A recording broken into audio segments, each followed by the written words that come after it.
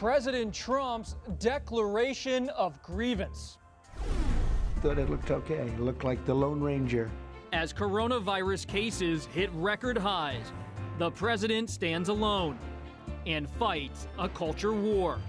His approach has Republicans on edge, and there is alarm in both parties about reports of Russian bounties on American troops. Lead.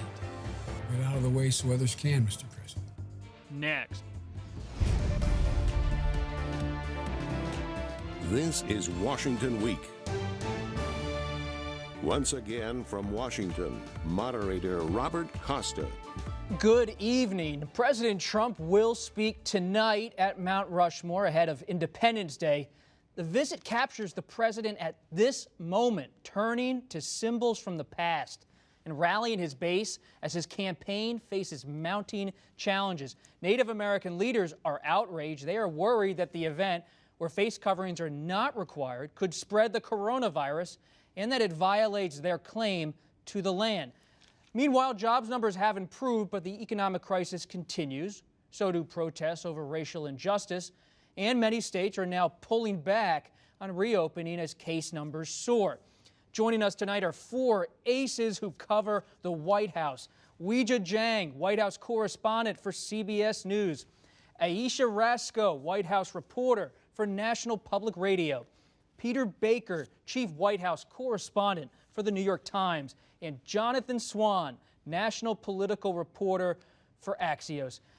Ayesha, I just got off the phone a minute ago with a Trump campaign advisor who told me this speech tonight at Mount Rushmore, he's going to go after the, quote, left-wing mob. He's going to go after, quote, cancel culture. Is this part of a pattern we've seen all week with the president stoking racial and cultural tension?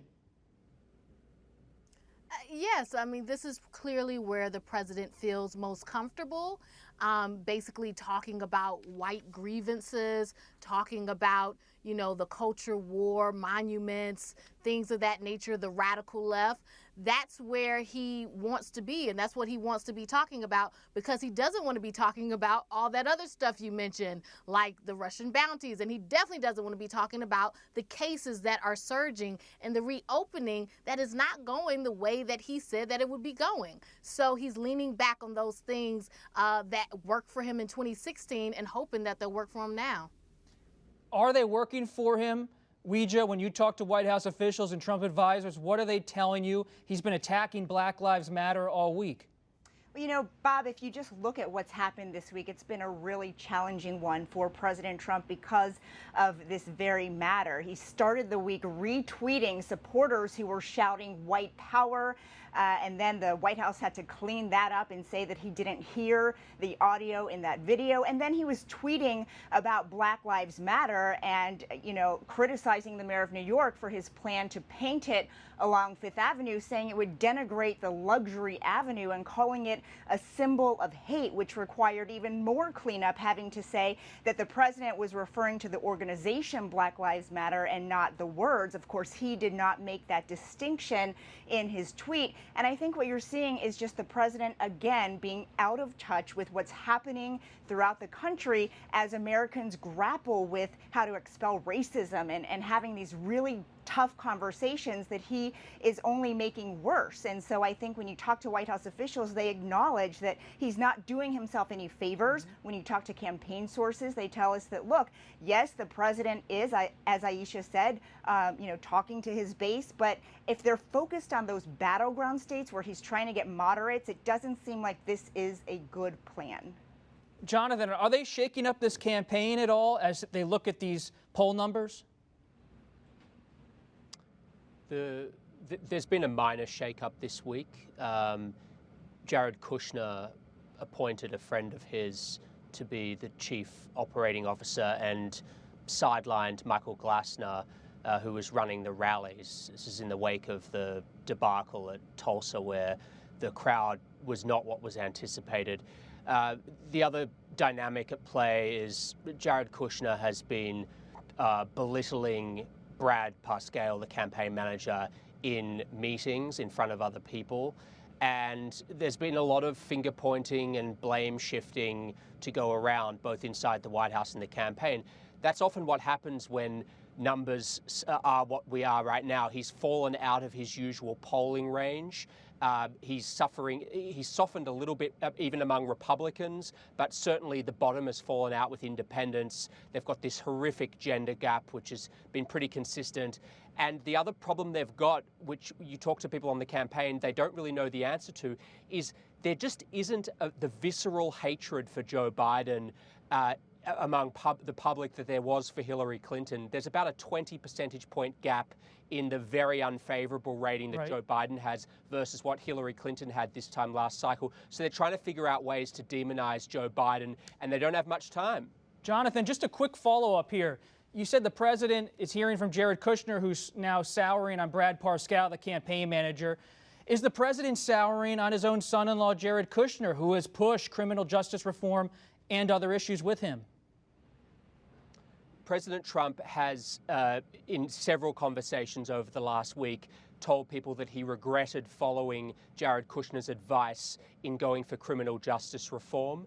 And he's made very clear that he's not going to do any more of this outreach to, like police reform, for example. Trump flirted with that recently. You're not going to see any more of that flirtation. He is going hardline, unequivocally siding with law enforcement. You're not going to see any more actions that could be seen as being sympathetic to the protest movement. Full stop. He is going full Trump, full base, entirely gut instincts from here to November. Peter, as Republicans watch this, you're writing a book about James Baker, one of the leaders of the Republican establishment, with your wife, Susan Glasser. As they watch this president go to Mount Rushmore, play to his base, what do they see, and are they ready to break with him in any way? Well, I think they see a president who's self-destructive. They see a president who doesn't seem to be doing the things that they think he needs to do in order to get back on track and begin to win again. Right now, he's behind double digits in multiple polls. He can write all he wants about how they're fake, but in fact, most Republicans believe the polls are pretty accurate at this point. And you haven't seen an incumbent president since 1948 who was this far behind in July come back and win. This is not a very strong position for an incumbent to be in, and it's not a very strong incumbent who is busy playing to his base this late in the cycle rather than trying to reach out. This is a president who's not reaching out. He's not trying to expand the support he had when he came to office. He's trying simply to consolidate those people who were with him 4 years ago to be with him again.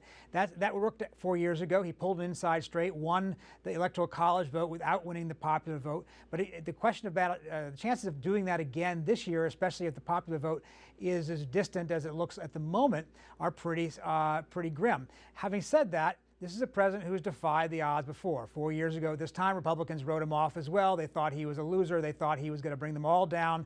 They worried about what would happen to the House. They worried about what would happen to the Senate. So you're seeing some of the same kind of similarities right now where Republicans are kind of looking at an every person for himself kind of attitude. But he has a way of surprising people, and 120 days in Trump world is an eternity. Oh, that's true. An hour is an eternity in Trump world, as we all know, 3.5 years into covering this presidency. Weijia, we just saw some images from South Dakota from that event at Mount Rushmore. Did not look like there was social distancing going on as a band played. What's the White House's view as these coronavirus cases spike nationwide and states pull back on the reopening? Well, I think we are seeing a departure from many top officials, especially doctors, from President Trump and the messaging that he wants to send out, which, by the way, is on full display tonight in South Dakota because the Republican governor there says social distancing will not be required. Masks will be optional. And here he is addressing a crowd of about 7,500 people, I think, wanting to show people that, you know, here we are on 4th of July. Let's have a great celebration and a good time.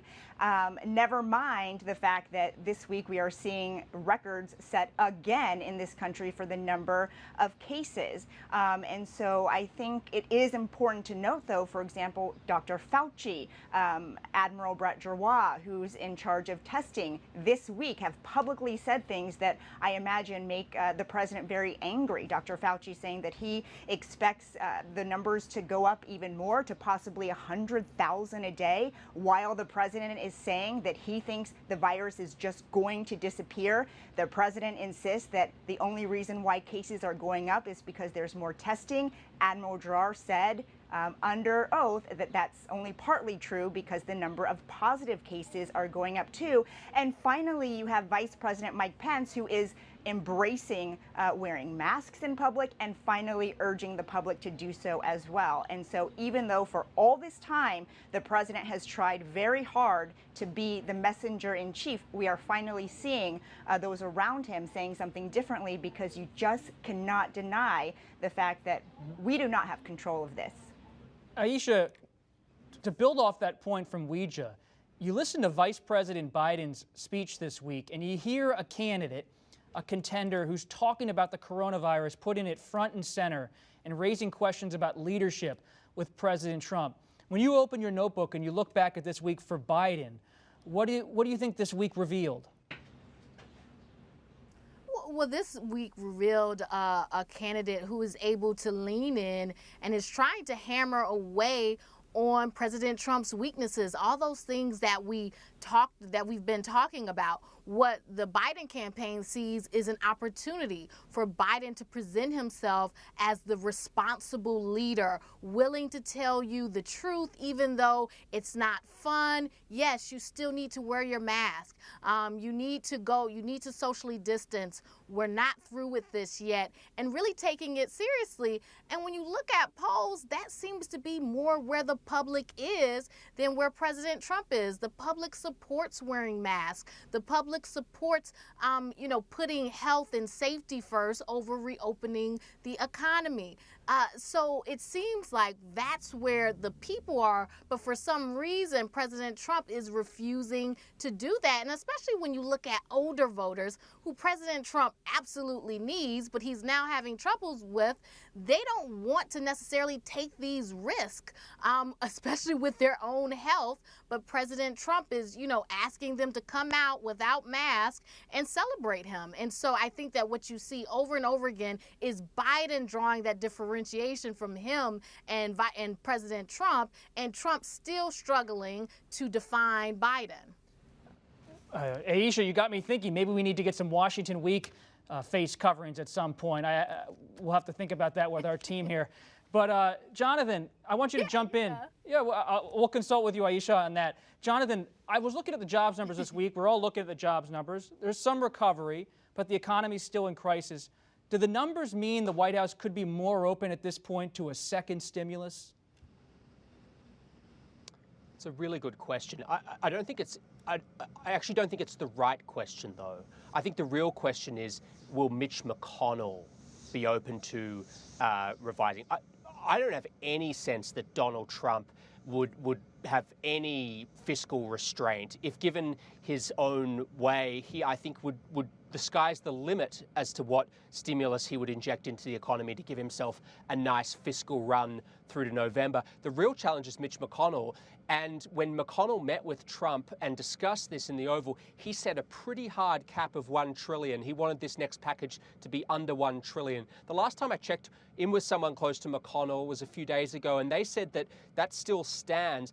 I don't know if that's sustainable. I think they're probably going to have to go more than that, because it does look like it's going to be a bumpy road to November. We have had some of the biggest states, the most powerful economic states like Texas and California, have to retreat a little from their reopening. So that surely has to change the calculations. And never forget about Mitch McConnell. It's good advice for all us reporters, because he is a factor, Congress is a factor.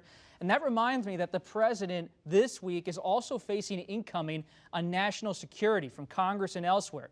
According to the Times, Russia offered bounties to the Taliban to kill American and coalition troops in Afghanistan. The Times reported that the intelligence was part of the president's daily briefing document back in February.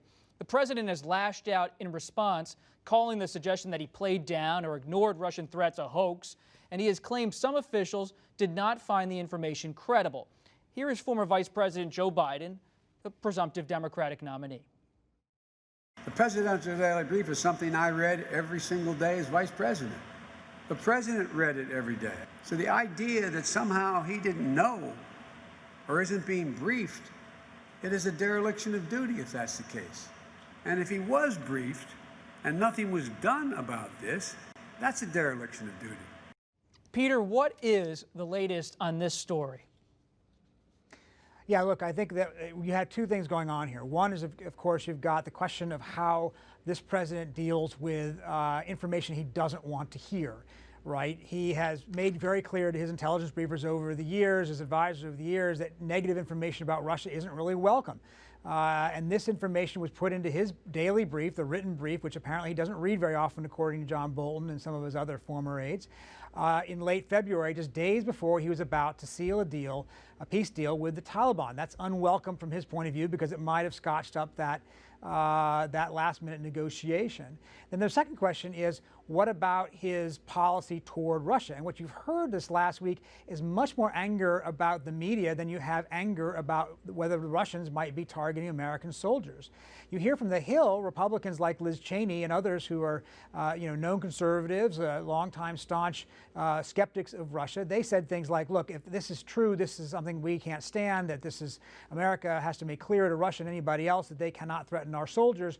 Those are words you didn't hear the president say this week. He didn't give any indication that there was any concern whatsoever about whether this is true or not. Now, it's possible that intelligence isn't complete, right? This is no question. Intelligence is often a sketchy thing. It's a balance between different pieces of shards of information. You're trying to make a best judgment. But presidents have acted on incomplete intelligence before because you have to make that judgment. When President Obama launched the raid that killed Osama bin Laden, he was told by his intelligence officials that it was only a 50-50 shot that it was really bin Laden there, and he decided to take the chance. So the idea that the president wouldn't be told simply because it wasn't 100% confirmed or because some intelligence officials disagreed with it raises a lot of questions. We saw Vice President Biden there, Weijia, talking about the president, and this is a campaign issue as well as a national security issue. The Lincoln Project, an anti-Trump conservative group, Republican group, is going after the president on this matter. Inside the White House, do they see some traditional Republicans peeling away because of this issue or not?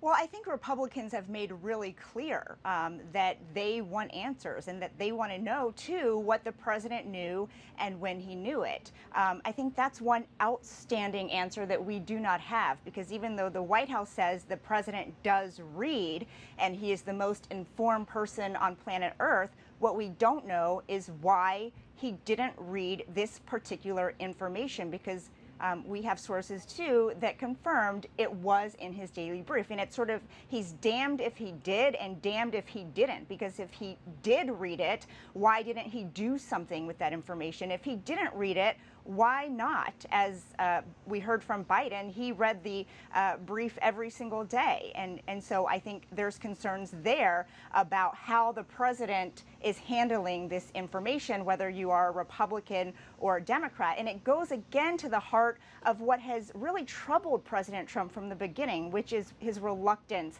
to be tough on Russia, despite his claim that nobody's ever been tougher. I also think it's important, Bob, to point out, we don't know what he means when he says the Russia bounty story is a hoax, because his own national security advisor, Robert O'Brien, said they were so worried about this information that they did share it with U.S. forces and allies. And so I think he still has a lot of questions to answer. And to your point, two Republicans who want to know. Jonathan, how are we going to get answers to those questions? We've seen the images this week. The Gang of Eight on Capitol Hill hearing from Gina Haspel from the CIA. We've seen Robert O'Brien, the National Security Advisor, make some statements. Is the White House thinking about declassifying some of this information to help the public, reporters, get a better sense of what the information is and what was part of that briefing? So I've heard different conversations in there about declassifying parts of this to try and give a fuller picture. But what I'm not clear on is the way in which I do think they are going to have to reveal more information, more than anything to appease some of these Republicans on the Hill that you were talking about earlier. But I don't know in what form they're going to do that, because if it's done in the sort of cloak and dagger, selective leaks to favored reporters or favored outlets, it's not going to be credible. and it's not going to be believable. And particularly if the selective information is advantageous to the president's side of the story, I think the only way to clear this up is through open testimony, really putting it out there in a public fashion on the record. I think that's the only way that you're going to appease someone like a Liz Cheney.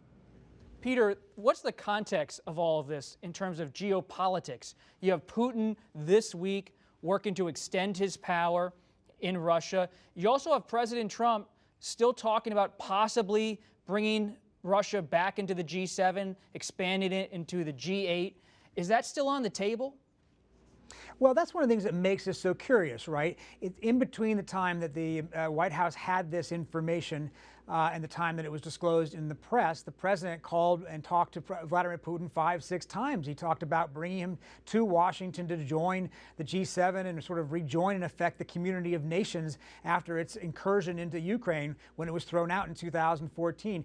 And the idea that the president would either A, not be told about this relevant information prior to having these conversations with Vladimir Putin and making this kind of an outreach to him, or B, that he would be told about it and yet still make this kind of outreach, raises a lot of questions about his relationship with Putin. Now, when they say that this administration has been tough on Russia, they can certainly point to a number of things. There's certainly been sanctions that have put on. There's certainly been, weapons were provided to Ukraine and other policy decisions that were made that have been, standing up to Russian aggression, if you will. But what you haven't heard is the President of the United States articulate that.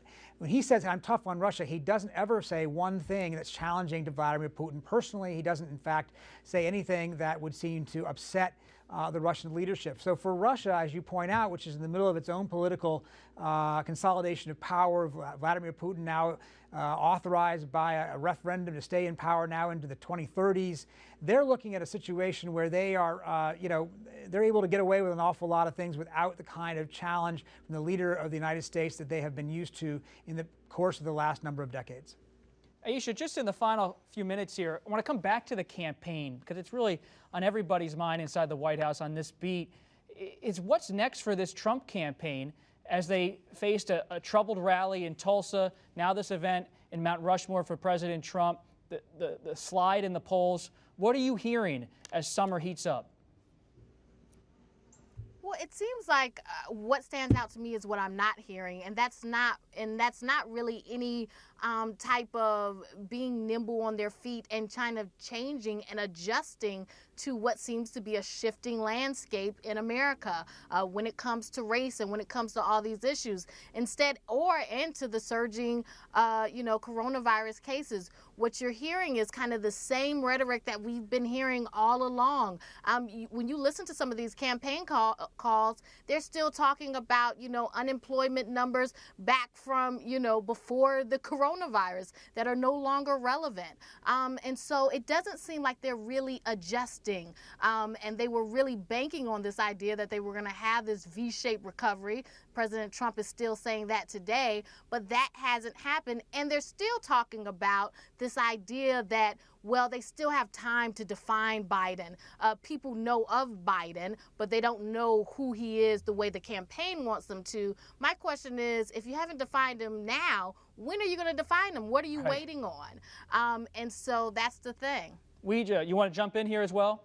Well, I think also physically it's hard for the campaign right now because they did see what happened after Tulsa and they saw all the criticism that followed when he went to Phoenix a couple days later. I mean, there were several members of his own advance team who tested positive for COVID, and now you have Herman Cain, who is one of his supporters, testing positive, and there are no campaign rallies on the schedule right now. I think it's really interesting to see when they'll have another one. We have to wrap up our conversation right here so you can all start enjoying the holiday weekend. Thank you very much to our reporters Weijia Jiang, Ayesha Rascoe, Peter Baker, and Jonathan Swan. On The Extra, author Kate Anderson Browder will take us inside her new book, Team of Five, The President's Club in the Age of Trump. Catch it on our social media or on our website. But for now, we wish you only the best as our nation marks Independence Day. Stay safe in the pursuit of happiness. I'm Robert Costa. Good night from Washington.